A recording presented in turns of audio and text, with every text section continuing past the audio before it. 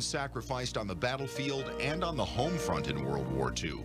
The war created shortages of just about everything: gas, food, metal, and workers. The entire nation was focused on the war effort, whether it was making ships, planes, guns, or ammunition. And a farm prairie between Baraboo and Prairie du Sac became a testament to that effort.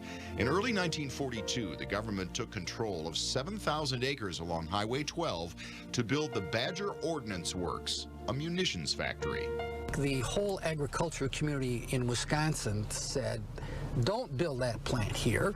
This is good, fertile soil. We need this, especially if you're talking about a war. Well, we need to raise food. After Pearl Harbor, that changed. But then, as one farmer said, we're all patriots. And if Uncle Sam needs our land, he can have it. The Badger Ordnance Plant was up and running in less than a year, making the powder propellant for bullets and rockets used in the war. When it opened in 1942, it was the world's largest ammunition plant. Of course, the people who lost their land hated the place, understandably. However, this plant ended the Great Depression in this part of Wisconsin. And there were so many people in Baraboo. I think back now, you worked all night, standing on your feet. We'd go up there and dance till noon with soldiers, but we did it. You better get a couple hours sleep before you came back that night. Rita Lackman was one of the 16,000 people to work at the Badger plant during World War II. Housing was at such a premium that a small town, Badgerville, sprang up on the other side of the highway. The ammo plant provided not only a paycheck, but an act of patriotism for civilians during the war. You could come to work at Badger. You did your part for that great effort. The plant went dormant between wars, reactivating in 1950 for Korea and again in the mid-60s for Vietnam.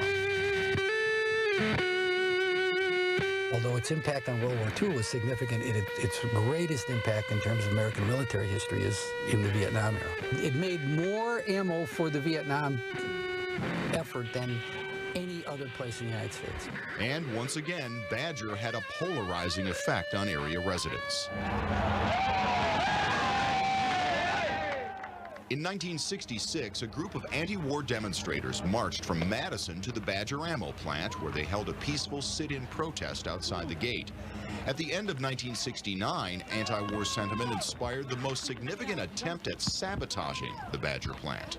We chose the New Year's Eve to do an aerial bombing of the Badger Ordnance Plant.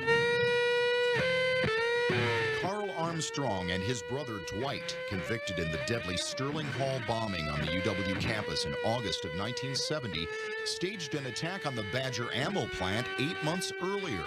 They dropped homemade fertilizer bombs on the property from a stolen plane. None of them exploded. My thought was the psychological effect of, letting it be known that the Badger Ordnance Plant had been bombed. And that same day, they were dropping thousands of tons of bombs in Vietnam.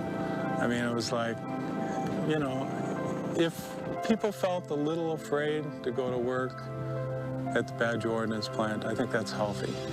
Badger Ammo closed for good in 1975 and is now almost empty of the 1,400 buildings that once stood, the land now being turned over to state and federal agencies.